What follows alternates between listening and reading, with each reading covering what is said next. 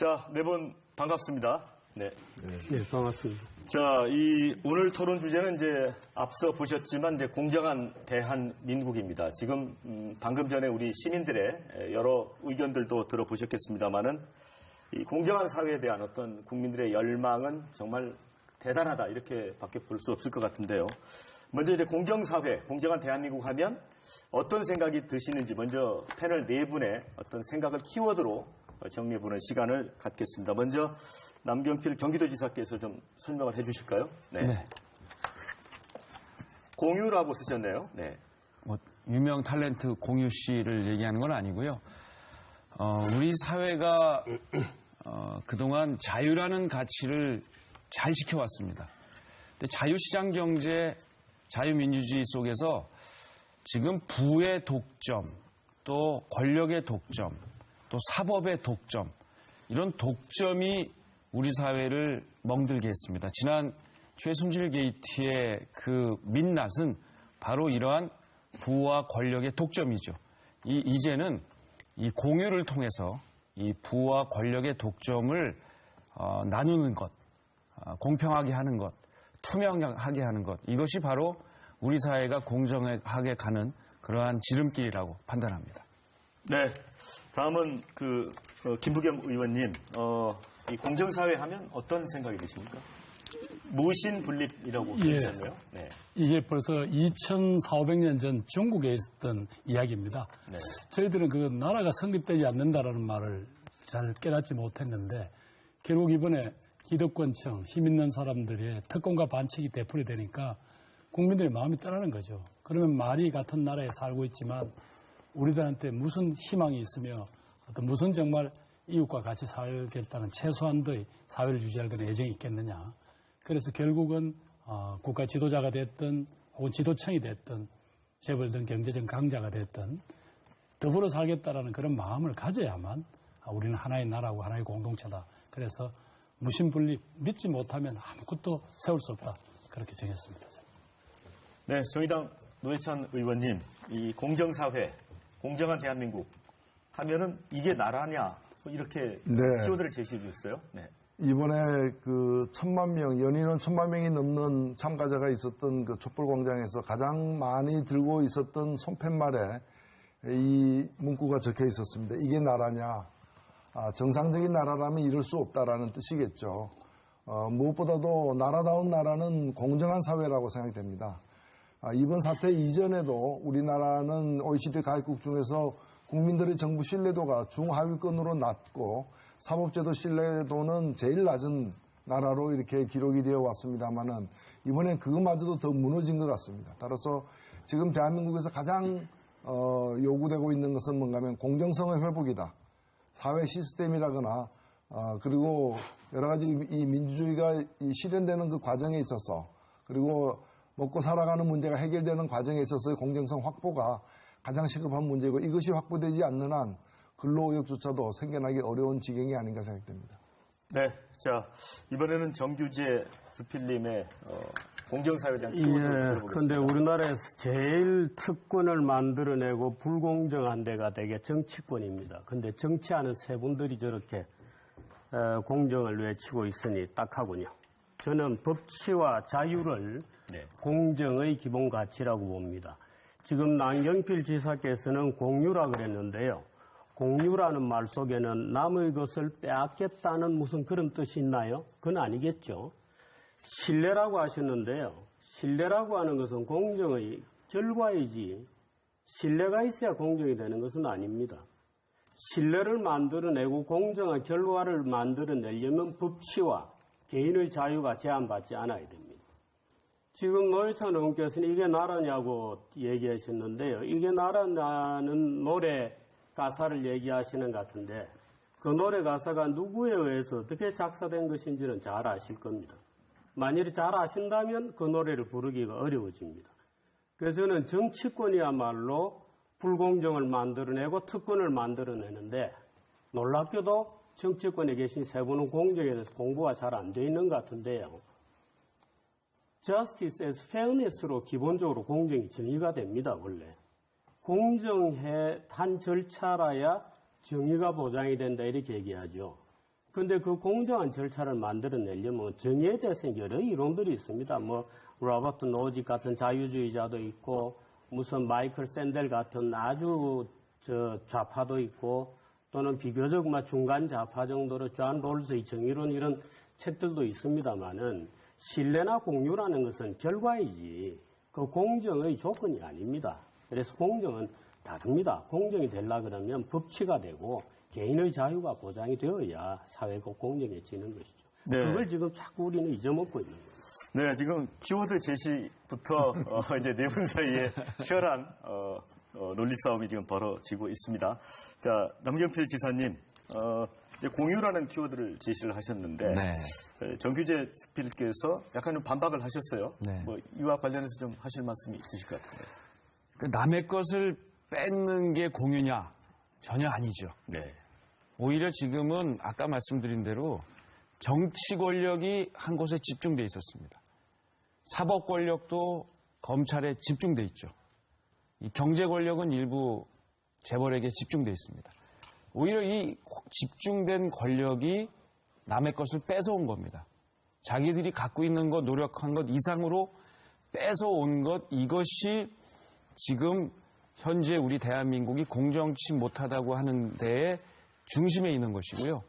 이 잘못된 편중된 것을 어떻게 나눌 것이냐, 뺏어오는 게 아니라 원래 가져갈 만큼의 몫을 가져올 수 있도록 해주는 것이냐. 바로 권력은 아마 이제 예를 들면 개헌이라든지 정치 입법이 될 테고요. 사법은 아마 검찰이 너무 막강한 힘을 갖고 있어서 그 안에서 제어가 안 되니까 어떻게 검찰의 권력을 좀 분산시킬 거냐. 뭐 이 경제 권력부의 집중은 예를 들면 경제민주화 법안이라든지 자유는 저는 자유경쟁은 우리가 충분히 했다고 생각합니다. 자유경쟁 속에서 잘못된 집중을 어떻게 공정하게 나누느냐. 이게 핵심이라고 어떤 봅니다. 집중을 얘기하시는 거죠? 지금 이번에 최순실 게이트에서 나타난 것이 결국 집중의 아니, 문제 경제적 아닙니까? 집중을 얘기해 보시죠. 어떤 집중이죠? 뭐 그걸 뭐 제가 말씀 안 드려도 설명이 필요 없을 것 같습니다. 아닙니다. 우리 사회는 지금 아직도 집중이 모자라다고 생각하시나요? 잘못된 경제 상식들이 굉장히 많고 심지어 강단의 교수들까지 거짓말을 계속 확대 재생산하는 구조로 되어 있어요. 예를 들면 요즘 시중에 유행하는 게 급여 소득자 사이에 1분위, 10분위 소득 격차가 엄청나게 벌어졌다고 걱정하는 주장들이 책으로도 나오고 많습니다. 아마 그런 것들도 의미하실 텐데 여기 우리 5명이 있잖아요. 그렇습니다. 우리 5명이 예를 들어 정규재가 1분이 제일 소득이 작고 우리 노 의원님이 제일 소득이 많은 순서대로 5명이 있는데 한 명이 새로 일자리를 얻었어요. 그래서 6명이 되었습니다. 이 새로 일자리 들어온 사람 당연히 급여가 낮죠. 그러면 노 의원님하고 이 새로 들어온 일자리의 격차는 굉장히 벌어집니다. 그런 통계를 가지고 마치 원래 1분이었던 사람이 가난해진 것처럼 속임수가 굉장히 많습니다. 서울대학교 모 교수가 말도 안 되는 통계를 가지고 거짓말을 해서 제가 몇 년 전에 거짓말이라고 명색대학 교수가 그래서 되겠느냐고 했더니 좀 조용해졌어요. 이번에는 고려대학교 모 교수가 나서가지고 말도 안 되는 주장을 펴면서 온 국민들을 마치 우리 사회가 개판인 것처럼 착각하게 만드는 거짓말 책을 쓰죠. 지금 그런 겁니다. 네, 제가 말씀을 좀 드리죠. 이번에 일요일 날 아침부터 이제 그 TV 보다가 열받는 분들이 많이 생겨나니까 이제 저는 현실을 말씀드리고 싶은 게요. 많은 사람들이 바라는 건 이런 겁니다. 열심히 노력하면 나아질 수 있다. 남 탓하는 게 아니고 열심히 노력하면 나아질 수 있는 사회를 바라는 건 뭐 좋은 일 아닙니까? 그런데 한 달 전에 우리 통계청이 한국의 사회 동향이라는 자료를 갖다 발표를 했는데 거기 보면은 22년 전에 1994년에는 열심히 노력하면 당신 나아질 수 있느냐 했을 때 60%가 나는 그럴 것 같다 이렇게 답을 했는데 열심히 노력하면 나아질 수 있다라는 데 대해서 긍정적인 답을 한 사람이 이제는 20%로 20년 동안 줄어들었다는 겁니다. 특히 출산이라거나 결혼할 그 연령대인 30대 그 경우에는 내 자식 때는 나보다 더 못해질 것이라고 얘기하는 사람이 70%나 돼요. 이게 우리 현실입니다. 그래서 사람들이 뭔가 하면 이 이유가 내가 노력 안 해서 생긴 결과가 아니라 노력해도 나아질 수 없다가 10명 중에 나아질 수 없다서 10명 중에 8명이 노력해도 나아질 수 없다고 생각한다면 사회 시스템에 문제가 있는데 생각해 보십시오. 최근에 가장 유명했던 말이 뭡니까? 능력 없으면 니네 부모 원망해. 돈도 실력이야. 그 어린애 얘기죠. 어린애 얘기. 어린애 얘기를 가지고. 이런 게 공정하지 못한 겁니다. 이 정유라의 얘기인데 이런 사람들이 이런 친구들이 수십억짜리 말이 실력이라는 거 아니에요. 근데 그 말도 자기 말도 안 해요.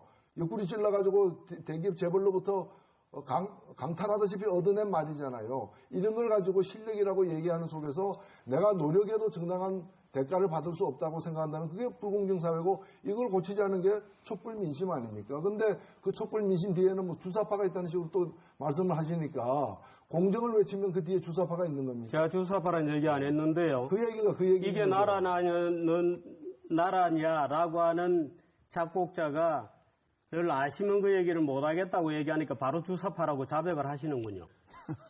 지금 얘기하신 아니 이게 지금, 나라냐라는 구호가 먼저 나왔고 그것이 노래로 만들어진 거예요. 그거는 지금 제가 얘기하고 싶은데요. 그 얘기는 조금 두더라도 지금 말씀하신 바로 그 통계입니다. 그게 지금 전혀 잘못 알고 계신 거예요.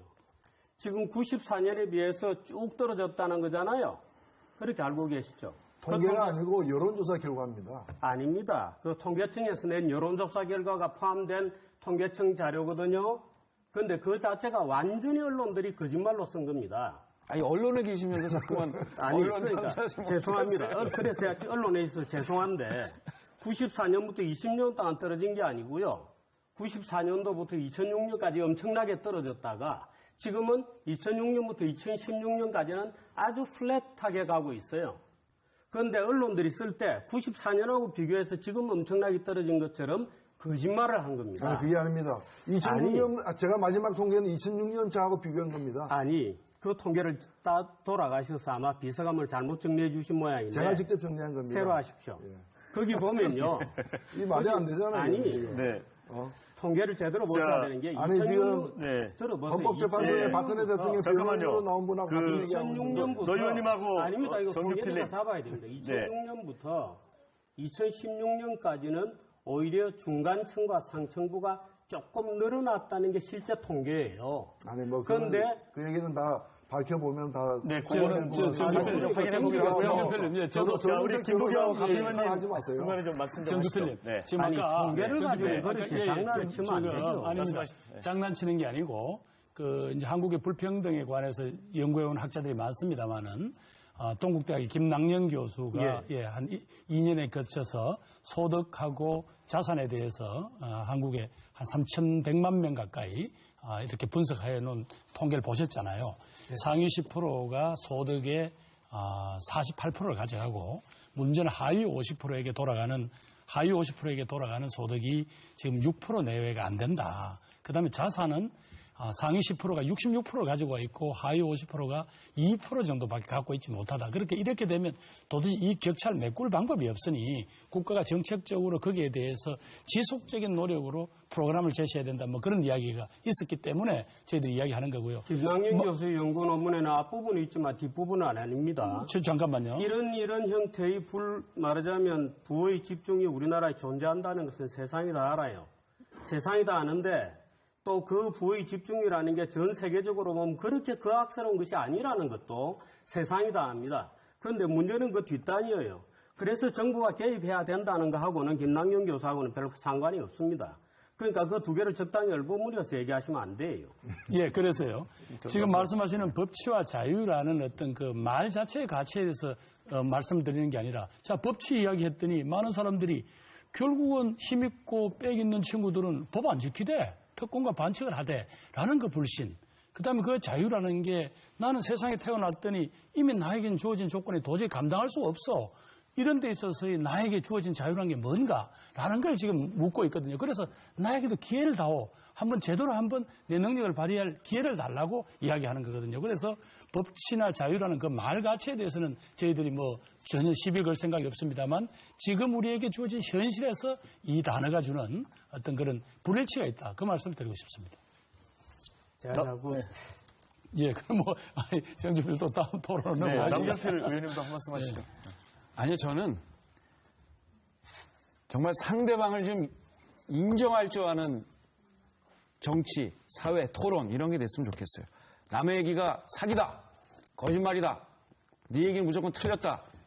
이렇게 하면 이제 아까 무슨 사기를 한다 무슨 극단적인 용어를 좀 안 쓰셨으면 좋겠어요. 아니, 여기 계신 분이 사기했었다. 아니 그게 아니라 누구한테도 누구 의견도요 충분히 존중받을 만한 가치가 있습니다. 왜 나하고 다른 생각은 틀리다고 생각을 하세요? 아니요. 다를 뿐입니다. 예. 근데 그거를 이렇게 주관적으로 딱 찍어가지고 무슨 이렇게 평가하시는 거는 저는 우리 사회가 그것을 벗어나는 길이 바로 자유와 법치로 가는 길입니다. 예, 그렇죠. 네, 자, 저희가 이제 공유는 아니죠. 공유는 이것을 다 받아들이는 것이 공유이죠. 아니, 공유라는 게 뭘 얘기하는 겁니까? 예를 들어서 우버라든지 에어비앤비라든지 이런 걸 얘기하는 건지. 그건 공유 경제의 한 체제이고요. 예. 플랫폼으로 모든 것을 우리가 이걸 어떻게 그럼 불평등을 어떻게 해결할 겁니까? 경기도지사 자리를 누구하고 공유하십니까? 하고 있습니다. 더불어민주당 출신의 부지사하고 공유하고 있습니다. 권력을 공유하고 지사가 있습니다. 어떻게 부지사하고 권력을 공유합니까? 그러니까 그 생각이 대통령 자리를 공유하시겠어요? 공유해야 됩니다. 그걸 위해서 지금 연정과 협치를 얘기하는 거 아닙니까? 대통령 혼자서 다 하다가 그거를 최순실한테 주다 보니 최순실 사태가 벌어진 거 아닙니까?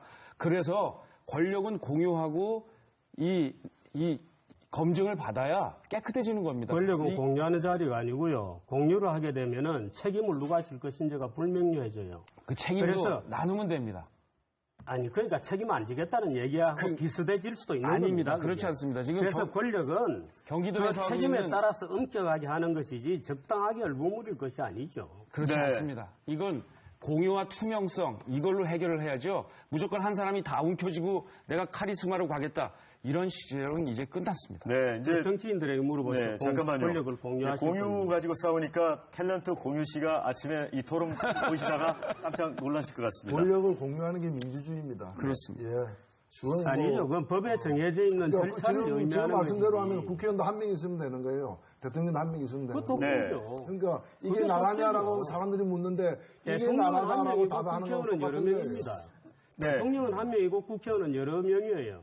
그거는 조직 원리가 다르기 때문입니다. 대통령은 민주주의에 의해서 선택되지만 고도의 책임을 지기 때문에 한 명이라도 되고요. 국회의원에게 주어져 있는 책임의 범위는 대통령이 지고 있는 책임하고 다릅니다. 그래서 여러 명이 있는 거예요. 네, 그게 자, 다 원리가 다른 정치 안 겁니다. 하시는 잠깐만요. 분이 저희가 이제 많으세요. 좀 토론을 좀 진행을 해봐야 될 것 같습니다. 저희가 이제 공정성의 개념을 가지고 이제 저희들이 의견을 나눠 봤는데 가장 기본적인 거는 이제 기회의 균등성이랄까요? 그러니까 출발점이 적어도 좀 비슷해야 되는 거 아니냐 이런 그 갈망들이 있는 것 같고요. 또 한 가지는 우리 사회에서 이제 특권과 특혜, 갑질 행태 이런 것도 이제 논란이 되는 것 같습니다. 그런데 이 갑질의 경우에도 예를 들어 청와대나 상층부만 갑질이 있는 거냐? 일전에 제가 토론을 해보면 하위직 공무원도 갑질을 한다 이거죠. 그래서 이 갑질은 연쇄사슬로 돼 있다. 또 이런 지적도 있거든요. 이런 문제도 좀 논의를 해보면 어떨까 싶습니다. 어느 분이 먼저 말씀해 주시죠. 예, 제가 먼저 말씀드리고 싶은데요. 사실 개천에서 용이 난다는 말이 있습니다. 그런데 요즘에는 개천에서 용이 잘 안 난다라는 지적도 있고요. 이 문제가 뭔가 하면은 기회의 균등이라고 말씀하셨는데 저는 결과의 평등을 보장해주는 나라는 존재하지 않습니다. 네. 이론적으로는 있을지 몰라도. 그러나 기회가 균등하게 보장되지 않는다면 그건 민주주의 국가가 아닌 거죠. 모든 사람에게 같은 기회가 부여돼야 되고 열심히 한 사람 안 한 사람 자기 또 적성과 능력에 따라서 결과는 다를 수밖에 없는 것인데 이 기회 균등이 실현되는 것이 교육의 가장 중요한 기능이라고 생각됩니다. 그래서 교육을 통해서 열심히 해가지고 자기 아버지 때는 못 살았지만 그 자식 때는 더 잘 살 수 있는 그래서 계층에서 용이 나는 게 보장이 돼야 되고 이게 계층 이동이 가능한 사회인데 지금 보면은 현재 우리나라는 할아버지 때 그다음에 할아버지 할머니 때 아버지 어머니 때 아들 딸 이렇게 세 부류로 나누면은 할아버지 할머니 때보다 아버지 엄마 때가 그래도 계층 이동이 가능했어요. 열심히 공부해가지고 더 나은 삶이 보장되는 것이 좀 있었는데 다시 지금 자식대로 내려오면서 그것이 더 힘들어지고 있다는 게 각종 통계에서 증명이 되고 있거든요. 계층 이동이 점점 안 되는 사회가 됐다. 사회 경제적 지위가 나아질 가능성이 점점 적어져 가고 있다라는 거고 이거는 예를 들면 서울대학교 입학 신입생을 40년 동안 부수한 것만 놓고 보더라도 이제 점점 더 가난한 집 출신이 서울대학교 입학할 가능성이 점점 적어지는 사회로 우리가 지금 가고 있는 겁니다. 그래서 저는 기회의 균등이 보장되는 사회가 공정한 사회를 만드는 가장 중요한 대목 중에 하나이고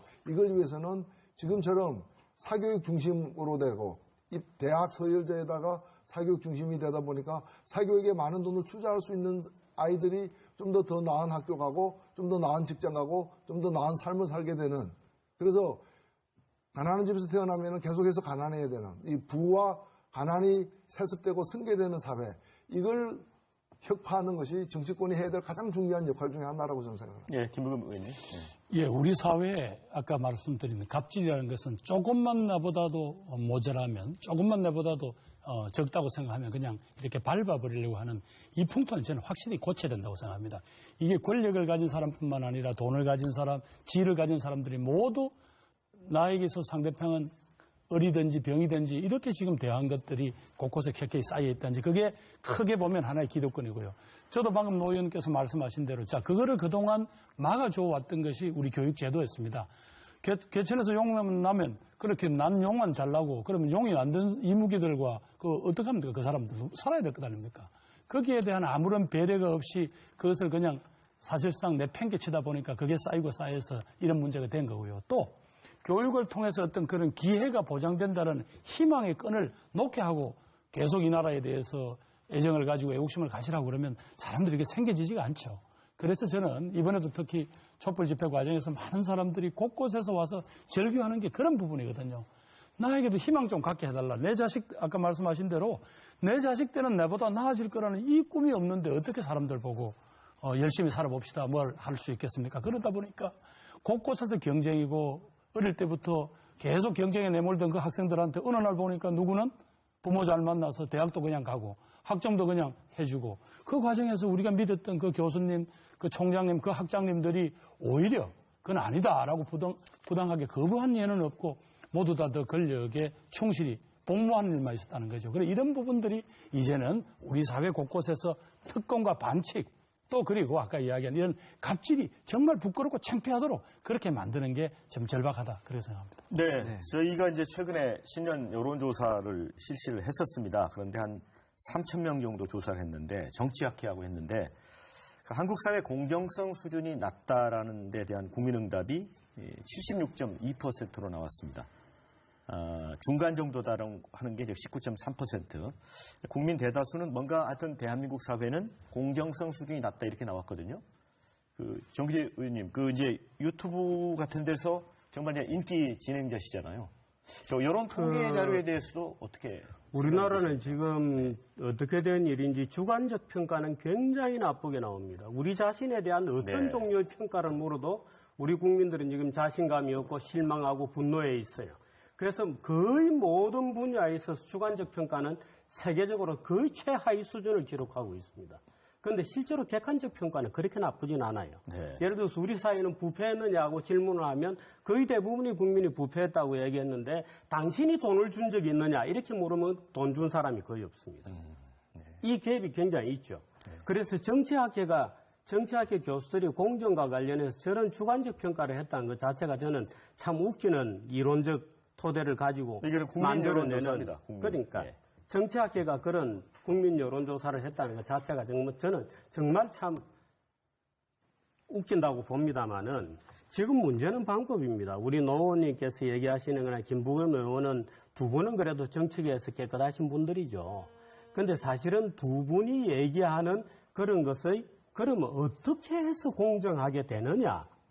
지금 학교 입특례법 정유라 얘기 이런 거 했습니다만은 체육 특기생들은 거의 다 그렇습니다. 원래가 지금도 그래왔고 우리 국민들은 금메달 따면 환호하지만 대부분의 금메달이 그렇게 만들어지고 있는 것이죠. 그런데 그것을 그냥 이때까지 모른 척하고 갑자기 무슨 정유라 사건이 튀어나온 것처럼 얘기하는 것도 약간의 잘못된 생각들인데 문제는 방법론이죠. 그러면은 애들이 졸업하고 정말 좋은 교육을 받아서 졸업하면 정말 손에 뭔가 직업을 질 수 있고 이런 사회를 어떻게 하면 만들어질 수 있느냐는 방법론이 문제잖아요.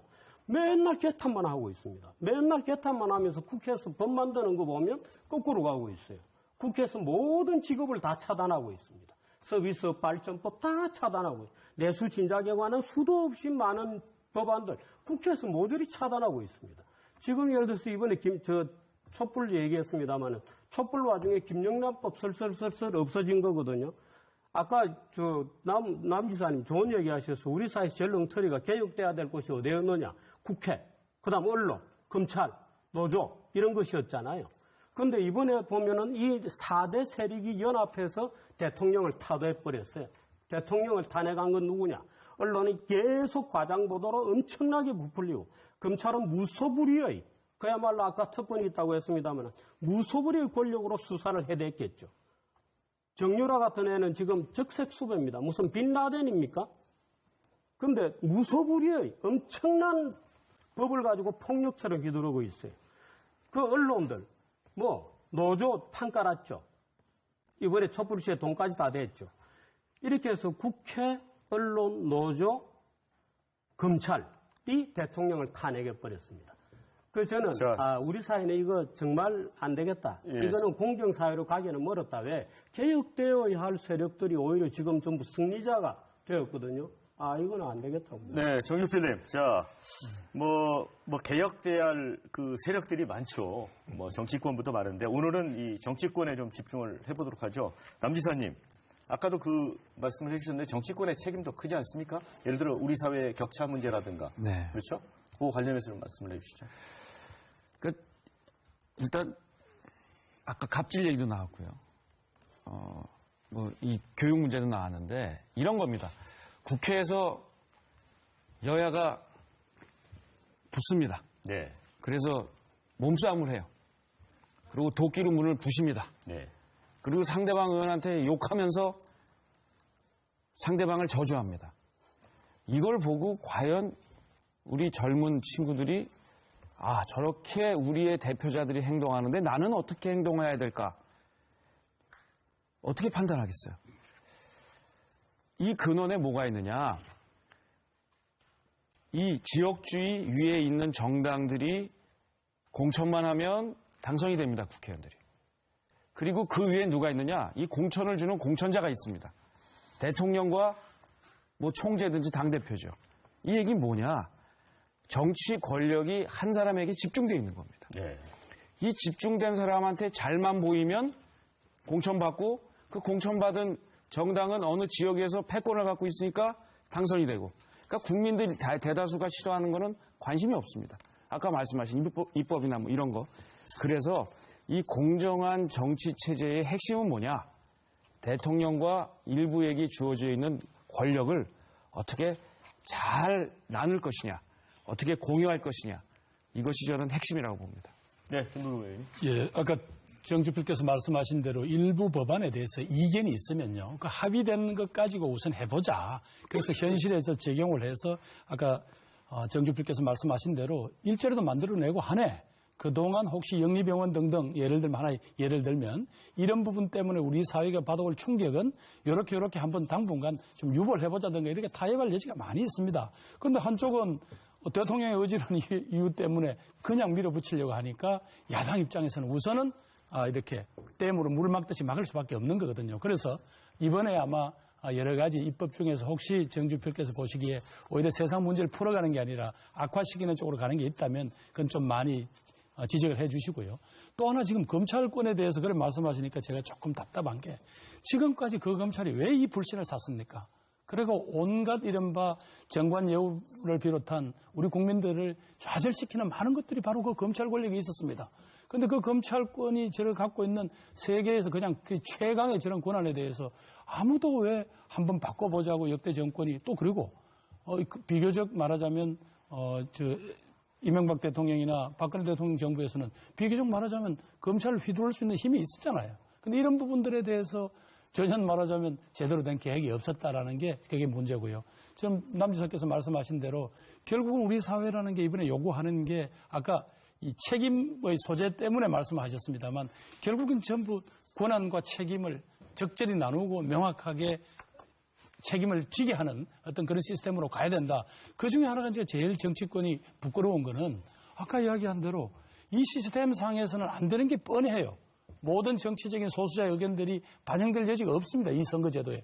그런데 용하게 국회에 그 권한이 있다는 이유 때문에 지금 선거제도 개편 이야기조차도 안 나오고 있거든요. 물론 남 지사께서는 개헌만큼이나 중요한 게 이 선거제도 개편이다. 국회를 충원하는 과정에서 국민들의 정치적 의사가 좀 제대로 반영되게 해라. 그렇게 주장한 걸로 알고 있습니다만은 적어도 이런 이야기까지 이번에는 다 털어놓고 해야 이게 전체 국가 전체를 운영하는 틀이 공정해지지 않겠나. 저는 그렇게 생각합니다. 네, 보 의원님, 최근에 이제 그 최순실 게이트와 관련해서 그 이제 대기업 집단, 이른바 재벌들과의 이제 정경유착 문제, 뭐 이런 것도 좀 불거졌고, 그래서 또 그 과거에 보면은 이제 법인세 인상 문제 이런 것들로 좀 이렇게 초점이 올라가는 부분들도 있거든요. 네, 그렇습니다. 이런 우리 사회의 그 공정성 문제와 관련해서 이 부분과 관련해 한번 짚어볼까요? 예, 뭐 공정성과 관련해서 이제 공정하지 못했다는 인식이 이제 많고요. 근데 그래서 나온 결과가 뭔가면은 우리 사회에서 격차가 확대되어 가는 겁니다.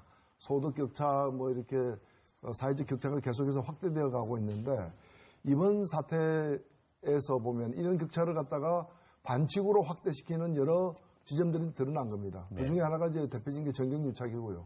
저는 기업들이 돈 많이 버는 거 찬성합니다. 돈 많이 벌어서 세금 많이 내면 얼마나 좋습니까? 그 세금 가지고 국민 복리를 향상시키면 더더욱 좋은 것이죠. 그래서 기업들은 돈 좀 많이 벌어야 됩니다. 그 다음에 법인세 등 세금 좀 많이 내야 되고요. 그 세금이 또 정교하게 예산으로 편성되고 또 엄격하게 관리가 돼야 되는데 문제는 기업이 번 돈을 갖다가 세금 인상하는 것은 반대하면서 뒷돈으로다가 K스포츠재단, 미르재단, 그 다음에 이런 데다가 다 주고 있지 않습니까? 그렇게 해서 준 돈이 결과적으로는 어떻게 되느냐. 자기에게는 특권으로 돌아오는 겁니다. 기업들이 이번에 대통령 때문에 또 최순실 씨 때문에 돈을 억지로 강탈당한 것이 아니라 제가 볼 때는 뇌물을 주고 그 대가를 받은 겁니다. 그 중에 하나가 지금 정경련이 작년 8월 31일 날 요구했던 소위 말하는 노동개혁 5대 과제.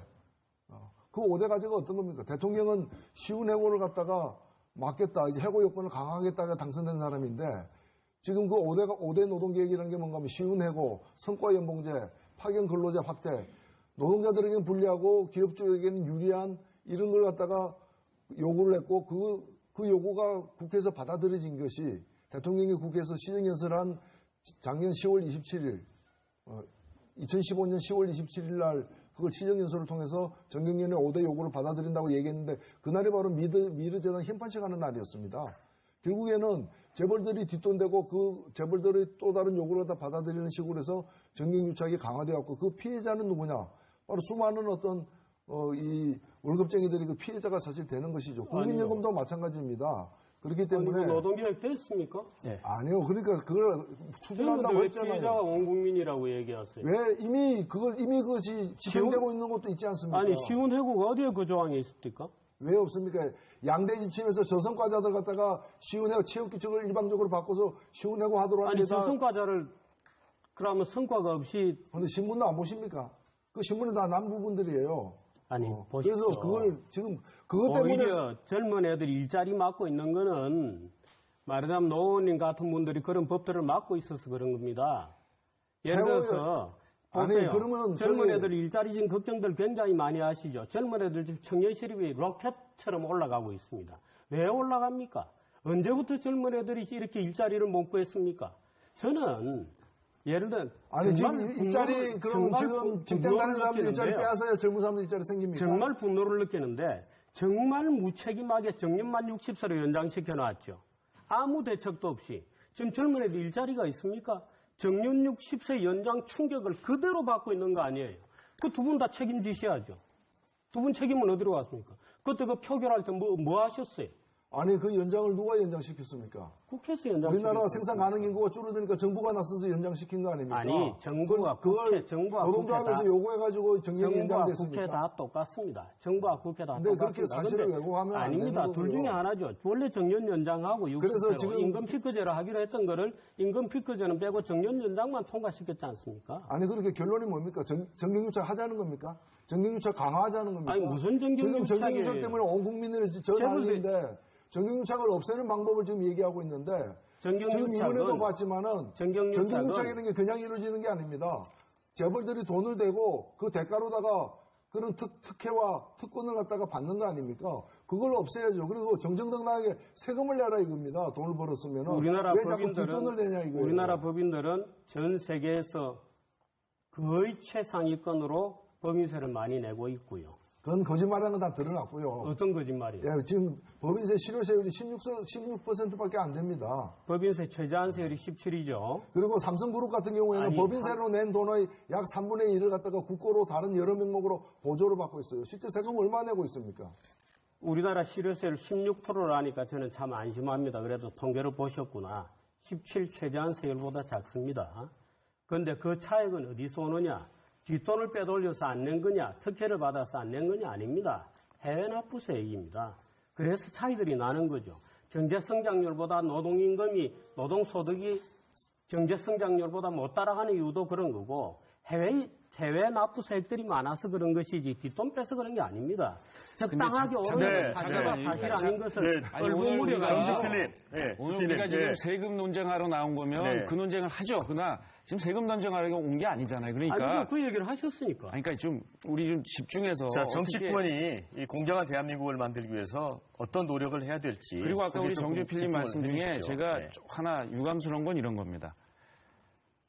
촛불이 마치 무슨 몇몇 세력들이 연합을 해서 탄핵을 했다. 저는 그거 동의하지 않습니다. 저는 그런 세력도 아니고요.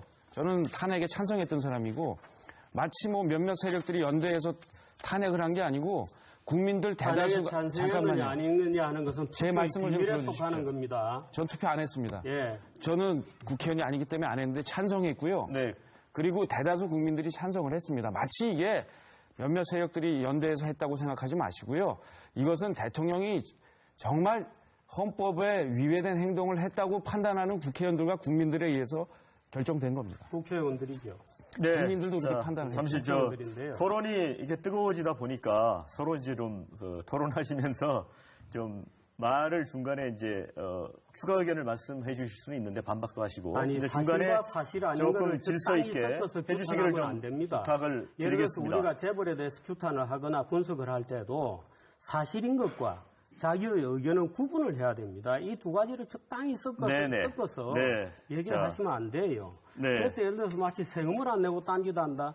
우리나라 예를 들어서 지금 뭐 평창올림픽만 해도 보십시다. 평창올림픽이 제대로 될지 안 될지 모르지만 평창올림픽 그거 누가 한 겁니까? 재벌 돈 뜯어가지고 간 거예요. 재벌 돈 뜯은 겁니다. 네.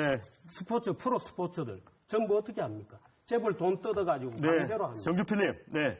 자, 저희가 지금 이 토론이 좀 뜨거워지는 건 좋습니다만은 좀 서로 상대방에 대해서 좀 예의를 갖추면서 차분하게 좀 진행을 했으면 좋겠고요.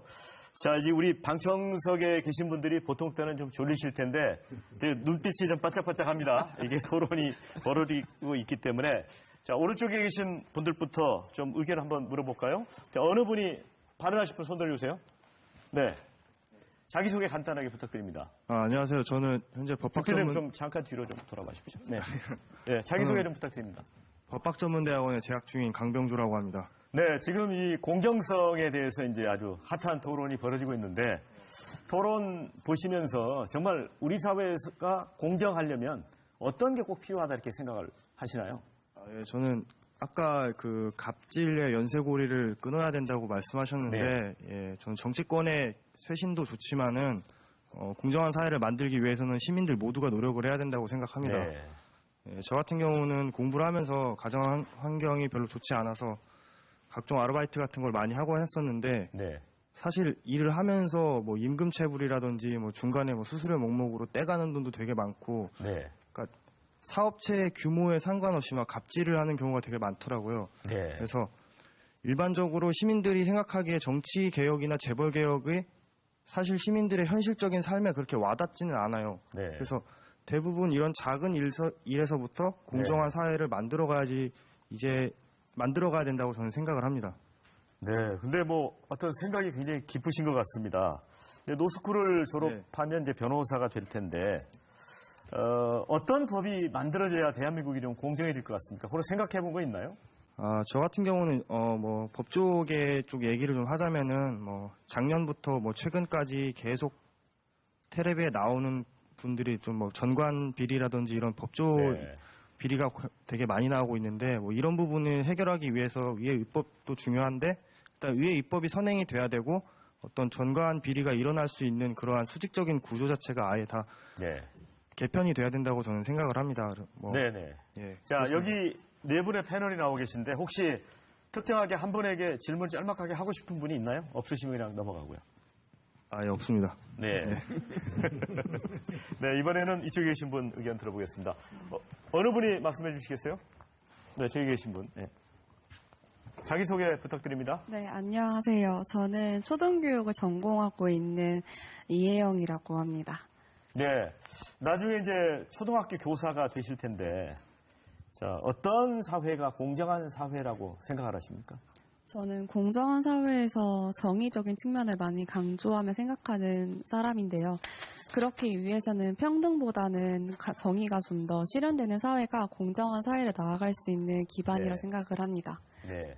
자, 여기 이제 정치권에서 특히 이제 세 분이 나와 계시거든요. 정치권이 이 공정사회를 위해서 꼭 해야 될 일, 아니면 뭐 비판도 좋고요. 한 말씀 하시죠. 저는 학교가 약간 초등교육을 위한 학교다 보니까 실습 1학년 때부터 나갔어요. 그래서 짧게는 일주일, 길게는 한 달 이렇게 나갔는데, 근데 그 짧은 기간에도 그 한 학교, 한 학급 안에서 되게 집안의 그런 능력이나 그런 수준 차이가 많이 보여요. 근데 그런 보이는 부분이 입는 옷이나 아니면 가방이나 사교육의 정도에서 보이는 게 아니라 애들 성격에서도 많이 보이거든요. 뭐 예를 들어서 미혼모 이 가정인 그 친구 같은 경우는 어머니가 계속 일을 나가셔서 아이를 준비물이나 그런 걸 챙기지 못해요. 근데 그렇기 때문에 아이는 친구들한테 많이 빌리게 되고 그러다 보니까 약간 주눅되어 있는 인상을 많이 받고 딱 처음에 봤을 때 이 친구는 왜 이렇게 주눅 들어 보이지? 라는 생각이 들 정도로 그랬었어요. 근데 이러한 점에서 알 수 있듯이 정말 가난하기 때문에 무조건 그렇진 않겠지만 충분히 그 아이들의 인격에 충분한 영향을 미칠 수 있는 조건이라 생각을 하고 그런 영향력들이 그 아이가 직업 선택을 할 때나 공부를 할 때 저는 충분한 영향을 줄 수 있다 생각하고 그러한 부분이 오히려 재산의 대물림으로써 더 이루어지지 않나 생각을 합니다.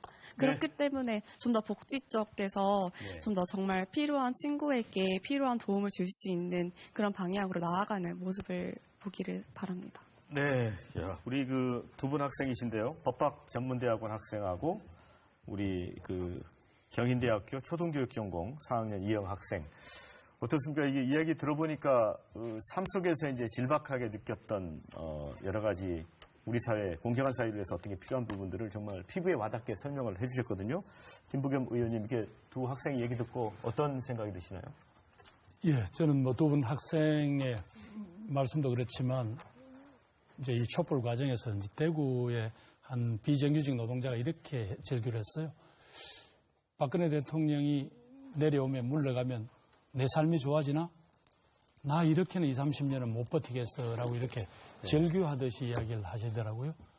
지금 두 학교 현장에서 지금 아직은 정식 선생님이 아닌데도 벌써 느껴지더라. 네. 바로 우리 뭐 여러 학자들이 연구해 놓은 대로 바로 가난의 대물림이 이제 거의 세습화되고 있다. 근데 이렇게 두고 이 우리 사회가 뭔가 건강하거나 어떤 미래에 대한 꿈을 꾸게 할 수는 없지 않냐. 그게 따른 여러 가지 대책을 내놔라. 그리고 학생은 심지어 복지를 통해서라도 그 문제에 대해서 국가가 아마 해결해 주기를 바라시는 것 같은데 저희들 절감을 하고 있습니다.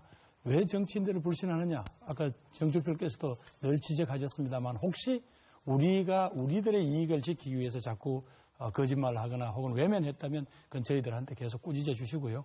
그러나 오히려 현장에서 들려오는 여러분들이 그 절규에 관한 목소리를 어떻게든 이번 뭐 국회에서부터 시작을 해서 하나하나 법은 법대로 혹은 제도는 제도대로 해나가고요. 그리고 마침내 대한민국 국민인 이상 이런 대우를 받아서 안 된다라는 사회적 합의, 그게 헌법적 가치로까지 올라갈 수 있도록 그렇게 최선을 다하겠다라는 그 말씀을 드립니다. 네, 남경필 지사님. 사실 우리 국민들은 지금 우리 정치권이나 오늘 토론에 나오는 이런 내용에 대해서 큰 관심이 없습니다. 진짜 관심이 있는 건 뭐냐면 일자리 어떻게 할 거냐. 또 사교육 문제 때문에 고통을 받고 있는데 사교육 문제 어떻게 해결할 거냐. 또 지금 주거비가 막 치솟고 있는데 주거비 문제 어떻게 해결할 거냐. 저는 이 문제를 해결하는 게 정의라고 생각합니다. 이 문제를 해결하기 위해서 근데 너무 부가 권력이 집중돼 있으니까 이걸 푸는 것부터 한번 시작해보자라고 얘기를 하는 거고요. 그 가운데 해결해야 될 문제는 바로 일자리, 그리고 교육 문제, 주거 문제, 이런 문제에 대한 답을 내놓기 위해서 이제는 정치권 여야가 힘을 맞대야 되고, 저는 누가 대통령이 되느냐가 중요하지 않다고 봅니다. 누가 대통령이 된들 지금 100석도 안 되는 국회에서 국회에 당을 가지고 할 겁니다. 지지율 뭐 50% 될까 말까 한 대통령이, 박근혜 대통령이 잘할 줄 알았는데 저렇게 됐어요. 다음 대통령이 잘할까? 지금 상태로 가면 안 그렇습니다. 그럼 어떡하냐? 힘을 합해서 여야가 연정을 하고 힘을 합해서, 아까 경기도 말씀하셨는데 경기도는 놀랍게 잘 되고 있습니다. 일자리는 많이 만들어지고요. 정치 갈등이 없습니다. 그래서 저는 이제는 누가 이기든 간에 끝나고 나면 힘을 합해서 70%, 80%의 지지를 받는 그러한 집권 기반을 만드는 정치 체제나 그러한 합의를 어떻게 이끌어낼 것이냐. 저는 여기에 집중하는 게 필요합니다. 하다고 생각합니다. 참 좋은 말씀인데, 이제 그러면 어떻게 모일 것이냐, 어떻게 힘을 합할 것이냐 해서 가장 중요한 과제는 저는 약자에 대한 배려라고 사실 생각을 합니다. 국회가 불신받는 이유는 국회가 약자에 대한 배려보다는 강자의 기득권을 옹호하는 데 앞장서 오지 않았냐라는 그런 인식이 우리 국민들에게 많기 때문이라고 저는 생각을 하고요. 사실 이제 세월호 사건이 1000일 됐는데 왜 이 사건이 그 수많은 어떤 희생자가 있었던 것도 문제지만 왜 1000일, 3년 넘게 이게 자꾸 거론이 됐느냐. 저는 여기에 세월호만의 문제가 아니라 우리 사회 전체의 문제가 많이 담겨 있다고 봅니다. 사실 배가 물에 빠졌으면 위기 상황인데 나라도 위기 상황이 우리 IMF 때처럼 위기 상황이라는 게 있지 않습니까? 위기 상황에서 약자부터 우선 구하느냐, 강자부터 살려내느냐, 크게 두 차이가 있습니다. 타이타닉 배 같은 경우에는 침몰했을 때 노약자 여성부터 먼저 구했는데 왜 세월호에서는 선장, 갑판장 이런 사람부터 먼저 빠져나왔느냐. 그래서 우리 사회가 지금 정치도 보면은 거의 세월호 방식으로 강자를 우선시하는 그런, 또는 강자에게 더 특혜와 특권을 더 많이 주고 그러다 보니까 사회적 격차가 벌어지고 이게 공정하냐, 이게 나라냐. 게다가 이번에 드러난 최순실 게이트는 초유의 어떤 상상할 수 없는 그런 특권까지도 발휘되고 있기 때문에 더 문제가 커진 거 아닙니까? 그래서 저는 정치권에서도 누가 대통령이 되든 또 어느 세력이 연합하든 간에 약자를 우선시 배려해서 격차를 줄이는 것이 아까 공정한 어떤 게임의 룰을 작동시키는 것만큼 중요하다고 봅니다. 이것이 선거 때에 한 표 더 얻기 위해서 파퓰리즘식으로 박근혜 대통령도 그랬습니다. 한 표 더 얻기 위해서 온갖 좋은 공약 다 남발하고 대부분은 지키지 못하는 그런 것이 아니라 실질적으로 약자를 갖다가 더 많이 배려하는 그런 정치 시스템으로 가야 되고, 그러기 위해서는 저는 각 당의 정책이 바뀌는 문제가 아니라 정치 세력이 이제 좀 교체가 돼야 됩니다. 그동안에 기득권을 많이 대변해왔던 세력들은 이제 좀 뒤로 빠지고 새롭게 이제 진정으로 약자를 대변할 수 있는 그런 세력들이 국회에 많아질 때 국민들도 국회도 신뢰하고 정치도 신뢰할 수 있지 않겠는가, 그렇게 보는 겁니다. 지금 세월호 얘기를 하시고 노 의원께서는 아직도 배지를 달고 계신데요. 그 국회의원이 배지를 달고 계시면 세월호 가족들이 집으로 돌아가려고 해도 못 돌아갑니다. 그러니까 사회적 슬픔이라는 것은 어떤 사회가 성숙되느냐 안 되느냐는 것은 그 사회가 슬픔이나 비극을 어떻게 처리하느냐 하는 것이거든요. 그런데 세월호 같은 그런 어처구니 없는 사건이 생기지 않도록 만들려고 하는 연안해운에 관한 여러 가지 검사에 관한 법은 부결되었었습니다. 우리 국회가 부결시켰습니다. 그때 노 의원님께서 부결하는데 어떻게 하셨는지는 몰라도, 그래서 그런 문제가 그렇게 간단하게 누구 한 사람 책임지기고 할 그런 것은 아니잖아요. 잘 아시다시피. 예를 들어서 김대중 대통령은 연평해전 났을 때 일본에 축구 보러 가셨거든요. 그렇다고 탄핵되지 않았습니다. 이제 그런 여러 가지 복잡한 정치적인 문제는 논외로 하고, 지금 우리 남지사 케이스 얘기하신 예를 들어서 가장 중요한 것은 젊은 애들에게 일자리를 주고 이 사회가 역동적으로 돌아가는 겁니다. 그런데 지난 몇 년 동안 우리나라 국회와 우리 정부가 해온 거 보세요. 게임 산업 완전히 바보 만들었죠. 단통법 만들어서 통신회사들에게만 엄청난 돈을 갖다 앵겨주고 다 국회가 한 겁니다. 서비스 발전법 다 틀어막았죠. 물론 다 이유가 있습니다. 이유 없이 그렇게 한 건 아니에요. 유통혁신 다 틀어막았습니다. 골목상권 보호라는 이름으로. 모든 형태의 기업 투자하는 거 다 틀어막았습니다. 경기도 지사 계시지만 경기도는 수도권 규제 때문에 말도 못하는 피해를 입고 있습니다. 다 틀어막은 게 어디냐? 일자리를 다 틀어막고 있는 게 우리나라 국회인 겁니다. 이 사회는 역동적으로 돌아가지 않습니다, 지금. 네. 역동적으로 돌아가야 무슨 저소득층이 돈 벌 기회도 있고 제대로 돌아갈 거 아니에요. 네. 모든 개혁법은 다 국회에서 다 틀어막았습니다. 네. 어떻게 생각하세요? 정주필님 말씀은 이제 정치권 책임을 많이 강조하신 부분인데요. 저희가 이제 이 토론이 진행되는 도중에 시청자들로부터 실시간 문자 의견을 받고 있습니다. 지금 방금 문자 의견이 도착했기 때문에 제가 소개를 드리고 마무리를 하도록 하겠습니다. 네, 휴대전화 끝번호 222번님께서 주신 의견입니다. 개천에서 용 나는 것도 중요하지만 용 외에도 붕어도 가재도 쏘가리도 나야 합니다. 함께 어울리며 살 수 있는 사회적 인프라가 필요합니다. 이런 의견 주셨고요. 끝번호 3337번님께서 주신 의견입니다. 기득권층의 양보가 가장 중요하고 그걸 정치권이 선도해 나가야 공정한 사회가 됩니다. 지금 같은 저성장 시대 일자리 나누기를 시행해야 하는데 성장 동력만 이야기하고 있습니다. 유럽처럼 일정 금액 이상의 연금 생활자들은 퇴직 후 재취업을 제한해도 많은 일자리가 저소득층에게 골고루 돌아갈 텐데 안타까운 정책의 실기입니다. 이런 의견 주셨습니다. 5773번입니다. 자, 먼저 정경유착부터 끊어야 된다고 봅니다. 그 돈이 근로자들에게 소비자들에게 돌아가고 이 하청 업체들에게 돌아가서 공정한 사회를 이루도록 정부가 관리해야 한다고 생각합니다. 그래야 정부를 믿을 수 있습니다.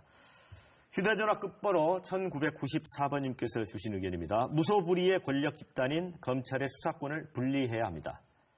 5535번님께서 주신 의견입니다. 소득격차 줄여야 합니다. 대기업 공장에 근무하는 정규직, 비정규직 소득이 3배 이상 차이 나는 곳도 있습니다. 요거는 노조에게 하는 말인 것 같기도 합니다. 3184번입니다. 부와 권력이 존재하는 한 공정은 있을 수 없지만 민주주의 국가에서 최소한의 법만큼은 공정하게 집행되었으면 하는 게 국민들의 바람입니다. 그 다음에 마지막 의견 하나 더 전해드리겠습니다. 2576번님께서 주셨습니다. 공정한 경쟁과 합리적인 분배의 실천, 학연 지원 등 추천 인사의 청산, 또 낙하산 인사에 의한 불평등을 없애는 노력을 하면 조금이라도 나아질 겁니다. 이런 의견 주셨습니다. 자, 시청자 여러분께서 주신 소중한 의견 대단히 감사의 말씀을 드립니다. 자, 이제 좀 논의를 조금 이렇게 진행을 해보겠습니다. 지금 올해 어차피 이제 뭐 탄핵 심판 결과와 상관없이 올해 대선이 있도록 돼 있고요. 현실적으로는 대선 시기가 좀 빨라지는 게 아니냐 이런 이제 분석도 있고요. 그래서 정말 새로운 이제 국가 리더십을 만들어야 되는데 어떤 리더십이 정말 필요한 것인지 거기에 대해서 좀 논의를 해봤으면 좋겠거든요. 김부겸 의원님. 예, 결국 국민들은 방금 정주표께서 이야기하신 대로 현재 우리가 맞닥뜨리고 있는 거 여러 가지 성장의 동력을 잃고 있다. 한국 경제를 수습할 방향을 잃고 있다. 그리고 이렇게 격차가 소득 격차 등 격차가 벌어진 이 사회를 현실로 인정하고 이 문제를 풀어갈 수 있는 그런 치밀한 대안을 내놓아라. 그다음에 결국 젊은이들이 일자리를 못 갖게 되니까 이 세대 전체가 잘못하면 잃어버린 세대가 될 수 있다라는 이런 절박감. 그걸 치유할 수 있었던 그동안 교육이라든가 다른 여러 가지 제도적인 도움이 지금 작동을 하지 않고 있다는 게 거의 절규로 나오고 있는 것 같습니다. 아마 결국 이런 데 대한 아주 구체적이고 설득력 있는 안을 내놓아야만 아까 정주필께서 지적하신 대로 분명히 보수적 목소리를 가진 분들이 우려하는 그런 허점들, 안보나 성장에 관한 담론들 아주 또박또박 준비를 해서 그걸 국민들에게 설득할 수 있는 그래서 국민들이 일부 서로 내가 가진 것들을 조금 양보하더라도 우리 모두가 함께 잘 살 수 있는 길이 있다라는 그런 확신을 갖게 하는 그런 리더를 기다릴 것 같습니다. 네, 남인사님.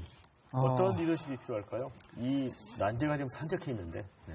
딱 그겁니다. 네. 한마디로 얘기하면 혼자 못한다라는 정확한 인식을 갖고 있는 대통령이 돼야 합니다.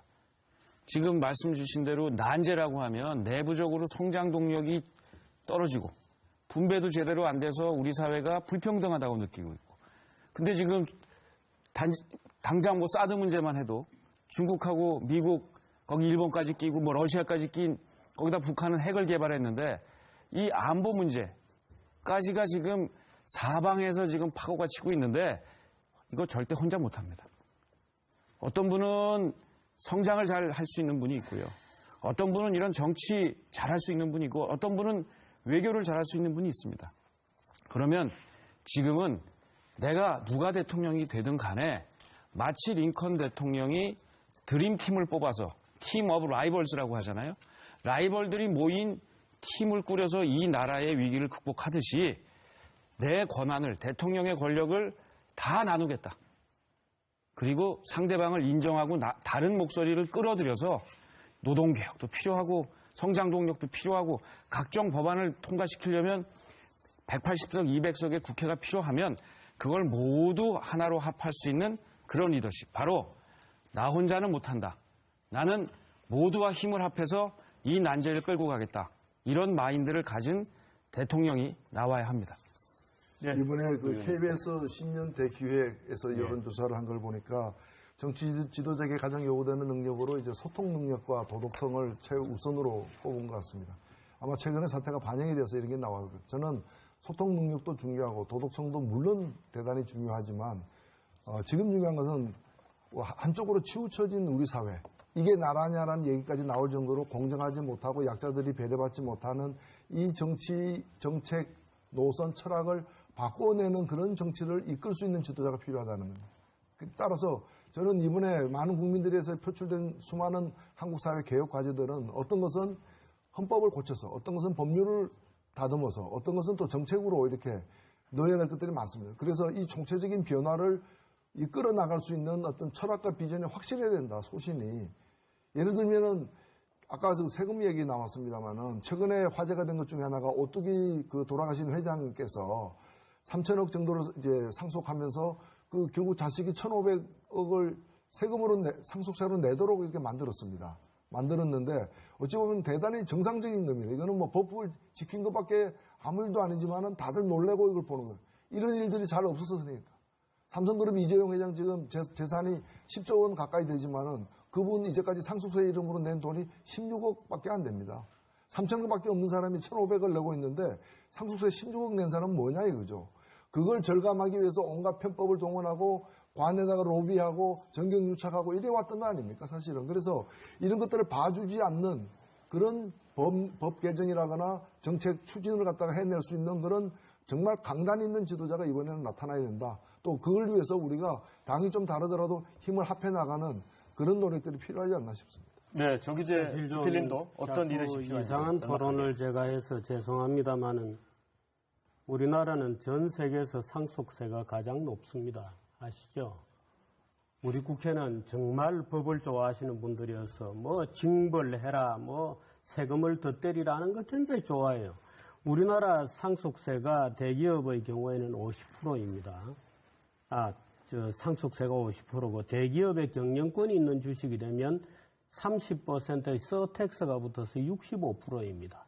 세계에서 상속세가 가장 높고 이 상속세를 내고 나면 회사는 고스란히 뺏기게 됩니다. 국가에 헌납하는 거예요. 65%를 떼가지고 국가에 내야 되기 때문에 국가에 헌납하는 거죠. 그래서 굉장히 독특한 상속세를 유지하고 있다. 말하자면 말도 안 되는. 네. 복지주의자들이 좋아하는 스웨덴 같은 데는 상속세 제로입니다. 덴마크도 제로고 제로인 나라가 굉장히 많습니다. 정규필님. 그래서 생기는 문제가 많고 그런 리더십에 문제는 나중에 대해서 한번 저 토론을 하도록 하고요. 사실 토론거리를 리더십 자꾸 관련해서. 네. 검증되지 않는 얘기를 자꾸 네. 하시니까 제가 할 수 새로운 없는 리더십 말씀을 관련해서 좀 리더십에 대해서 짤막하게. 얘기 네. 드리면 투표함에서 국부가 나오지 않는다는 사실을 솔직하게 얘기하는 대통령이라야 됩니다. 네. 학생이 성적이 좋아지려면 열심히 공부해야 되듯이 국민들이 잘 살려면 열심히 땀 흘려 일을 하고 열심히 땀 흘려 일할 수 있는 기회를 충분히 만들어 줄 수 있는 역동적인 사회를 만들겠다고 하는 대통령이 나와야 됩니다. 지금 모든 정치 지도자들이 보면 전부 나눠줄게, 복지 줄게, 일 안 해도 먹고 살 수 있는 것처럼 거짓말하거든요. 일 안 해도 국부가 나오는 방법은 없습니다. 문제는 일을 하고 그 일할 수 있는 기회를 정말 다이나믹하게 많이 만들어내고 지금 수없이 많은 규제로 지금 문을 다 닫아놓고 있는 거 좀 걷어내고 그럴 수 있는 리더십이 저는 정말 필요하다. 국민들에게 진실을 좀 얘기하는 사람이 있어야 되겠다. 전부 거짓말만. 자기가 할 수 없는 걸 전부 하겠다고 얘기해요. 어떻게 자기가 합니까? 국부가 투표하면서 국부가 나옵니까? 아니죠. 국민들이 땅과 노력을 할 수 있도록 격려해주고 그런 기회를 많이 만들어줄 수 있는 리더십이 지금 필요하지. 네. 지금 남지사께서는 협의, 공유 이런 말은 물론 하도 안 되니까 그렇게 얘기하시겠습니다만은 자, 그러면은 간다고 되는 그러면 자 이제 시간이 많지 않았습니다. 나머지 세 분들에게 짤막하게 한 30초씩 기회를 드리겠습니다. 남지사님. 옆에 계시면서 뭐 많이 저기 하셨는데. 네, 아니요. 저는 이번 대통령 선거 굉장히 투표가 중요하잖아요. 근데 그냥 이런 기준으로 뽑아주셨으면 좋겠어요. 욕심쟁이로 보이는 사람 안 됩니다. 네. 그리고 나 혼자 하겠다는 사람 안 되고요. 협력해서 하겠다는 사람을 꼭 뽑아서 같이 힘합해서 한번 이 위기를 극복했으면 좋겠습니다. 네. 노회찬 의원님. 네, 뭐 최악의 대통령을 우리가 경험하고 있습니다만은 최고의 국민 덕분에 이 나라가 그래도 유지되고 있는 것 같고 희망이 있을 것 같습니다. 저는 우리 국민들이 앞으로 선진복지국가로 나아가는 원대한 어떤 계획을 이번 대선에서부터 또 그 이후의 개헌에 이르기까지 우리 국민들의 어떤 요구를 제대로 모아낸다면은 충분히 우리나라가 더 발돋움할 가능성이 있다고 보고 그러기 위해서 제일 먼저 필요한 것은 뭔가 하면 정치 세력의 교체이다. 네. 이제 좀 책임져야 될 세력은 뒤로 빠지고 문제 있는 세력은 좀 철수하고 이제 좀 새로운 세력들이 새로운 나라를 만드는 데 앞장설 수 있도록 국민들이 기회를 주시기 바랍니다. 네, 김부겸 의원님. 네. 예, 수백만이 길거리에 나와서도 단 한 사람도 입건이 되지 않은 이 성숙한 국민들의 절제된 분노 앞에 정치인들은 한없이 부끄럽습니다. 그러나 분명히 여러분들이 요구하시는 것은 이 나라를 운영하는 기본 제도와 틀을 바꿔라. 경제적 강자들의 횡포 막고 검찰의 횡포 막고 그리고 교육제도 좀 똑바로 제도를 만들어내고 그리고 정치가 이렇게 너희들만의 리그에서 끌어내라는 여러분들의 분노 이번에 꼭 법률이나 헌법을 통해서라도 반드시 해내겠습니다. 그리고 아까 여러 사회에서 나오는 다양한 목소리들이 우리가 함께 공존하는 정말 같이 한번 잘 살 수 있는 길을 진짜 한번 모색을 해보겠습니다. 네. 자, 2017년 다시 시작점에 섰습니다. 이 올해 대선은 이 낡은 과거와 결별할 절호의 기회입니다. 이 새로운 리더십이 이끄는 이 공정한 대한민국에 대한 열망이 그 어느 때보다도 높습니다. 정치권이 국민 기대에 부응하고 또 모쪼록 올해는 헬조선 또 이 흑수저 같은 말들이 아니라 희망적인 말들이 많이 만들어지는 그런 한 해가 되었으면 좋겠습니다. 자, 생방송 1호 토론 여기서 마치겠습니다. 함께해 주신 모든 분들께 감사드립니다. 네, 감사합니다.